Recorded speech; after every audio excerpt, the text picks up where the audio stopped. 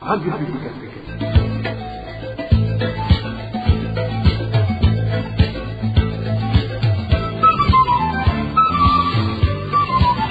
Radio Publique Africaine.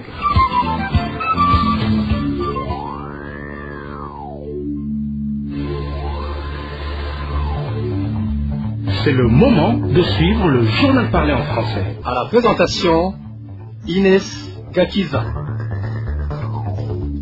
Lundi 1er juillet 2024, bonne fête d'indépendance à tous les Burundais, le sommaire de cette première édition du mois de juillet.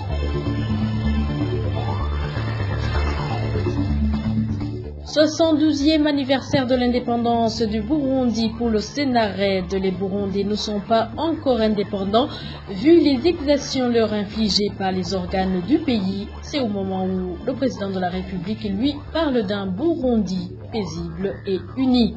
Plus de 15 personnes ont été assassinées au cours du mois écoulé de juin.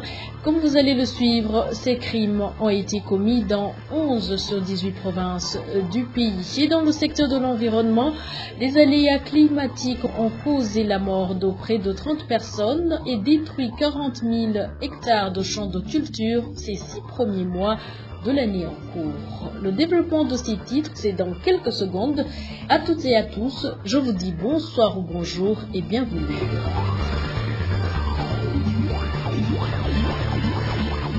Politique pour commencer. Ce 1er juillet 2024, le Burundi célèbre le 62e anniversaire de son indépendance. Les cérémonies nationales ont été organisées au stade Ingoma de Gitega en présence du chef de l'État. Dans son message à la nation, à la veille de la fête, le président Evariste Ndayishimiye s'est dit satisfait de l'unité, la paix et la sécurité qui règnent dans le pays. Nous nous réjouissons de voir que nous célébrons cet anniversaire de l'indépendance au moment où tout le pays respire un climat d'unité, de paix et de sécurité. Nous avons l'espoir pour notre avenir. Nous dormons sur nos deux oreilles. Nous avons le droit de nous féliciter parce que nous avons pu éradiquer la ségrégation ethnique. Aujourd'hui, les Burundais ont compris qu'ils ont un pilier commun, le Burundi. Si notre pilier tombe, nous allons tous périr ensemble. C'est pourquoi nous avons l'obligation de servir le Burundi pour notre bien à nous tous. Selon Evariste Ndayishimiye, il y a plein d'emplois dans le pays, mais le problème est qu'il y a des fainéants qui ne veulent rien faire.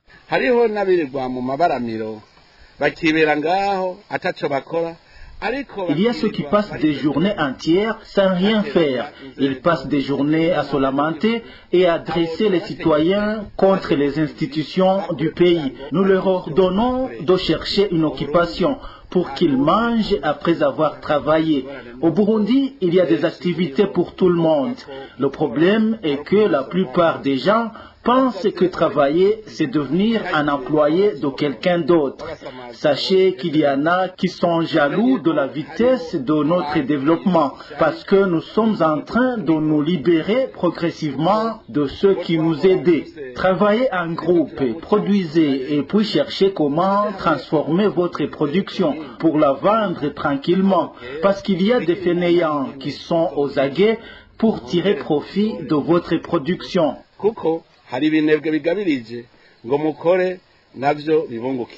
Et le gouvernement CNDD-FDD devrait se ressaisir et observer l'idéologie du prince Louis Rwagasore au lieu d'accuser gratuitement l'Occident d'être responsable de la misère du peuple burundais pour l'avoir colonisé. Déclaration du Sénarède Gitega à l'occasion du 62e anniversaire de l'indépendance du Burundi.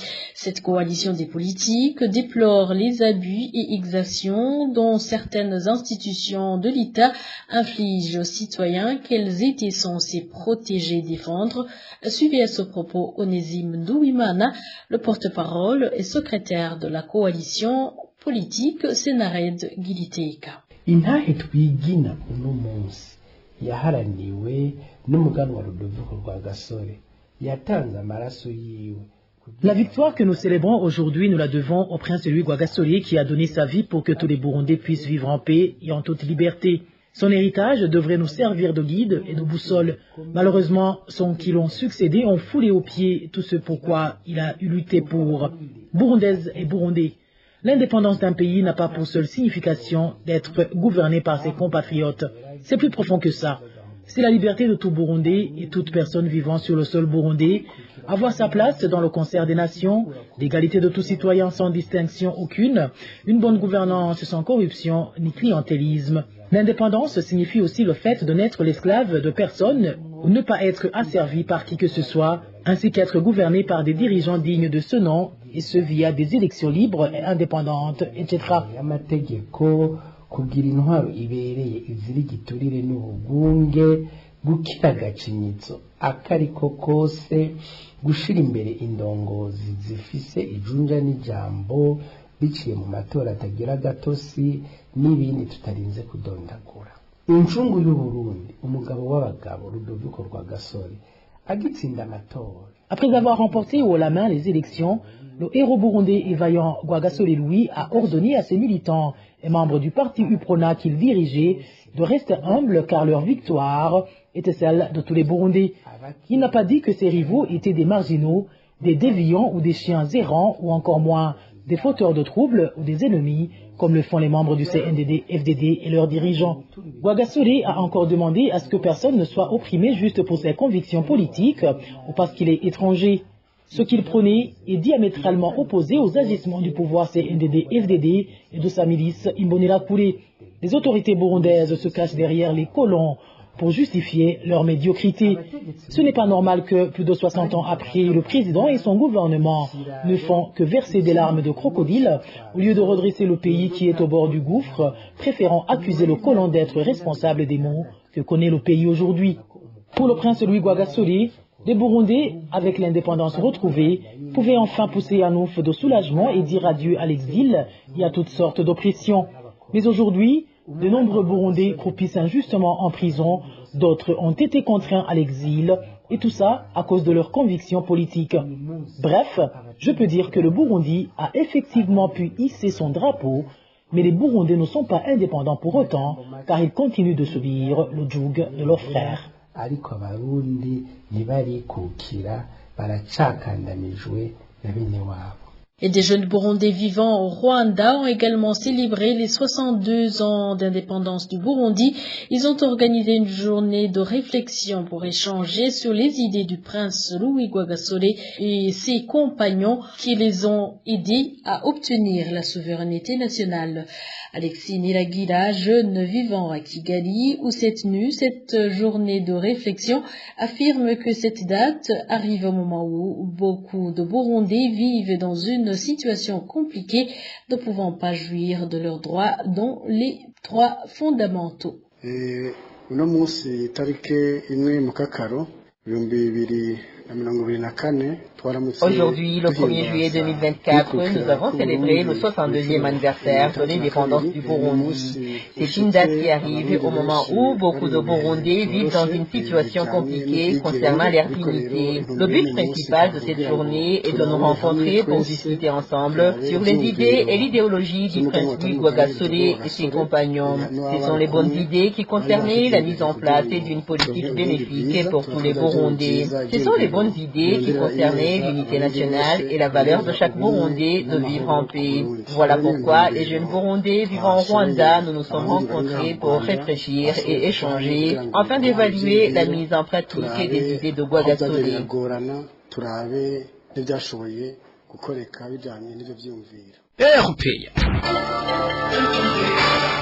Sécurité à présent, 18 personnes tuées, tel est le bilan sécuritaire du mois dernier de juin. Les victimes répertoriées par la rédaction de la RPA étaient dans 11 sur 18 provinces du pays. Deux parmi ces victimes sont des femmes. Vicky Chris Ninelete. La province de Chibitoke vient en tête avec 5 personnes tuées le mois dernier. Les provinces de Rutana, Boludi et Makamba ont chacune connu 2 personnes tuées. Les provinces de Gitega, Kayanza, Ngodi, Rubanza, Rumonge, Bujumbura Bujumbura et Bujumbura Mairie ont chacune connu une personne tuée. Au total, la rédaction a pu répertorier 18 personnes tuées dans 11 provinces durant le mois de juin. Parmi 18 personnes tuées, 11 ont été retrouvées mortes et leurs cadavres découverts dans la nature. Ces personnes ont été tuées dans les provinces de Cibitoke, Gitega, Bubanza, Rutana, Bururi, Rumonge, Bujumbura et en mairie de Bujumbura. Durant le mois de juin dernier, 4 personnes ont été tuées par des armes blanches dans les provinces de Cibitoke, Ngozi, Makamba et Bururi. Il y a également eu des fusillades au cours du mois de juin avec 3 personnes tuées par balle dans les provinces de Makamba, Rutana et Kayanza. Parmi les 18 tués le mois passé, 2 étaient des femmes. Ils ont été tués dans les provinces d'Ongozi et Cibitoke. Parmi les auteurs de ces crimes, des Imbonerakure et des agents des services de renseignement ont été cités. Merci Vicky Chris, Nineletse. Droits de l'homme sans transition. Il est déplorable que le ministre de l'Intérieur et de la Sécurité publique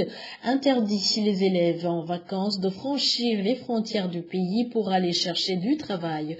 Réaction de l'ancien président de l'Assemblée nationale du Burundi, Léonce Ngendakumana, rappelle à ceux qui ont pris cette décision qu'il existe des enfants provenant des familles démunies et qui trouvent du matériel scolaire grâce aux activités qu'ils effectuent durant les vacances. J'ai appris avec douleur la décision du gouvernement selon laquelle il est strictement interdit à tous les jeunes de dépasser, de franchir les frontières du Burundi pour se rendre à l'extérieur chercher de l'emploi, au moment où le gouvernement lui-même signe des contrats avec certaines sociétés pour permettre particulièrement aux jeunes et aux femmes de se rendre à l'extérieur du pays pour chercher de l'emploi. Les exemples sont légion. Comment est-ce que le gouvernement peut oser prendre une telle décision d'empêcher ces élèves étudiants d'aller chercher ce qui pourrait contribuer à leur bien-être? Il y a beaucoup de questions qui se posent. C'est notamment la question suivante. Au cas où ces jeunes gens, ou ces jeunes étudiants, ces jeunes élèves, se rendent à l'extérieur pour chercher de l'argent afin de pouvoir payer leurs études, le minerval, acheter les cahiers, acheter les uniformes et tout autre besoin. Alors, en revanche, si on leur empêche d'aller chercher cet argent, eu égard à la pauvreté, à la misère, au chômage qui pèse dans ce pays, que vont-ils faire? Vont-ils abandonner l'école pour devenir qui? Pour devenir des bandits, pour devenir des voleurs, des désœuvrés? Est-ce que le gouvernement a pensé à toutes ces conséquences et prévoir en contrepartie de leur donner un peu d'argent pour satisfaire à ses besoins? Je plaide pour que le gouvernement reconsidère cette décision.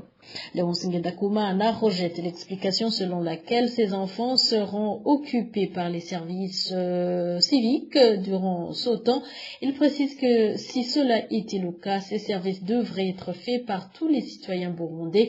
Au cas contraire, dit-il, cette mesure est contre la constitution du pays. Concernant la décision de dire, bon voilà, il faut enseigner à ces jeunes le patriotisme, la décision en soi est bonne. Mais ce qui est anormal, c'est de penser qu'en donnant des cours du patriotisme uniquement à ces jeunes étudiants, par rapport aux 13 millions de Burundais qui sont là, si ça va servir à grand chose, ils sont là pendant uniquement les vacances. Est-ce que le gouvernement a trouvé que ce sont ces jeunes étudiants qui n'aiment pas notre patrie, qui n'aiment pas notre pays? Et tous ces fonctionnaires de l'État, depuis l'exécutif au judiciaire en passant par le Parlement, que le président de la République ne cesse de dénoncer, est-ce qu'ils ne méritent pas eux aussi d'être associés à ces formations de manière continue, pas uniquement pendant une petite période, une courte période de vacances? Il faut que le gouvernement pense à encadrer tous les Burundais, scolarisés et non scolarisés, pour effectivement bénéficier des formations, je ne parle pas d'une seule formation, des formations sur l'amour de la patrie. Ça c'est tout à fait normal. Ce qui est anormal, c'est cette violation de la Constitution et d'autres lois en rapport avec les droits des enfants, en rapport avec la dignité du citoyen burundais qui sont violés et en conséquence qui rendent difficile même la vie de ces jeunes. Et pour rappel, la décision d'interdire les élèves en vacances de franchir les frontières du pays a été annoncée par le ministre ayant l'intérieur dans ses attributions lors de la réunion ministérielle tenue à Gitega en date du 27 juin dernier. Participait également dans cette réunion le ministre ayant l'éducation dans ses attributions et celui ayant l'agriculture dans ses attributions. Étaient également conviés à la réunion les gouverneurs des provinces et les administrateurs communaux. Le ministre de l'Éducation nationale, de l'enseignement et de la recherche scientifique motive la décision retirant les cours de français et d'anglais des épreuves de l'examen d'État édition 2024 pour la section mathématiques statistiques. Professeur François Habyarimana fait savoir que non seulement cette section est nouvelle, mais également qu'il y a d'autres sections pour lesquelles le français et l'anglais ne font pas partie des cours à test. Selon le ministre, le français et l'anglais retrouveront leur valeur et seront dorénavant des cours à test dans les éditions ultérieures et dans toutes les sections.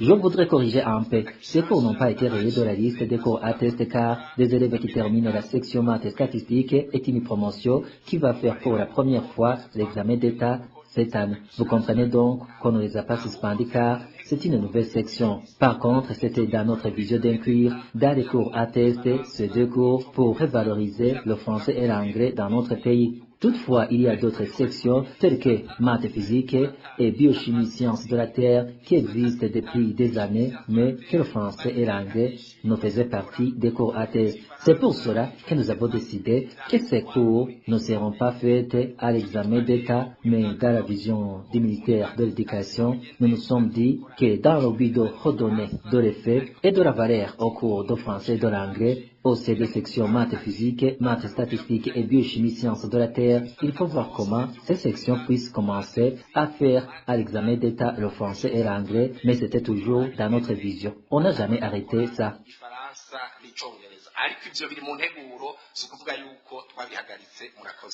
À propos de la question des enseignants qui viennent de passer 9 mois sans salaire, le ministre fait savoir qu'il se pourrait que ces derniers, s'ils existent, n'ont pas fourni de dossier complet. Au cas contraire, ils devront retourner au ministère de l'Éducation pour lui exposer leurs problèmes.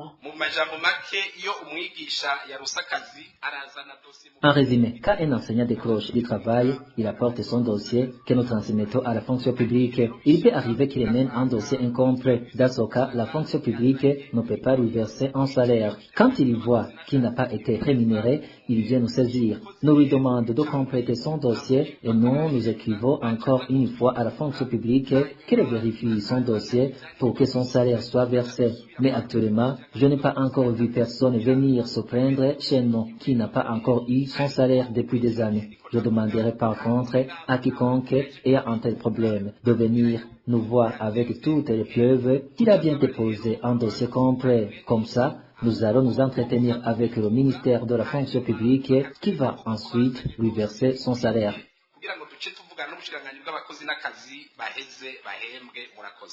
Cependant, certains enseignants font savoir que la corruption qui gangrène le ministère de l'Éducation est à l'origine de la situation. Celui qui ne donne pas quelque chose n'est pas servi.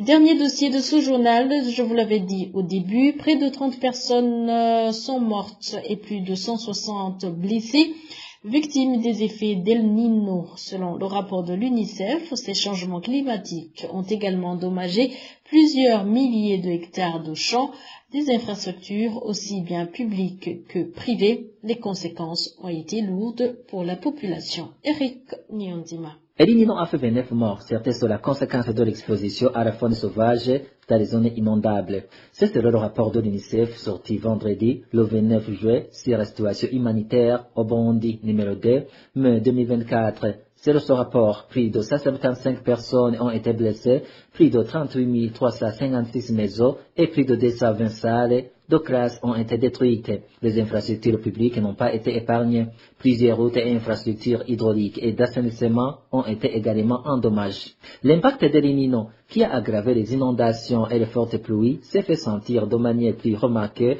depuis le début de l'année 2024. Plus de 239 781 personnes touchées et plus de 36 907 contraintes de fuir en raison des inondations et des glissements de terrain. Heureusement, constate UNICEF dans son rapport, les pluies ont ralenti depuis la mi-mai, mais devraient reprendre en septembre. Les dégâts causés à l'agriculture dans un contexte où plus de 80% des ménages dépendent de l'agriculture pour leur subsistance, combinés à un état nutritionnel général précaire, sont inquiétants, précise ce rapport. On prévoit selon ce rapport de l'UNICEF une détérioration de l'état nutritionnel général des enfants et de leurs familles dans les mois à venir. Quelques 40 000 hectares de champs ont été endommagés, contre un total de 400 000 hectares, ce qui se traduit par une perte de 10% des récoltes lors de la saison des récoltes 2024A. Le niveau des eaux du lac Tanganyika a pour le moment diminué. C'est un réseau des précipitations limitées des dernières semaines. C'est un répit bienvenu pour les communautés qui peuvent gagner leur vie le long du lac, alors que les zones de crues commencent à se retirer. Le gouvernement du Burundi a pris la décision de reloger 2000 ménages, environ 12 000 personnes qui vivaient dans la zone inondable de Gatumba. La relocalisation de 904 ménages a eu lieu sur un site de Mobimbi. L'UNICEF, les agences SER et d'autres acteurs fournissent une assistance. Des solutions à plus long terme et plus durables sont envisagées compte tenu de la nature fréquente et cyclique des inondations du lac en raison du changement climatique.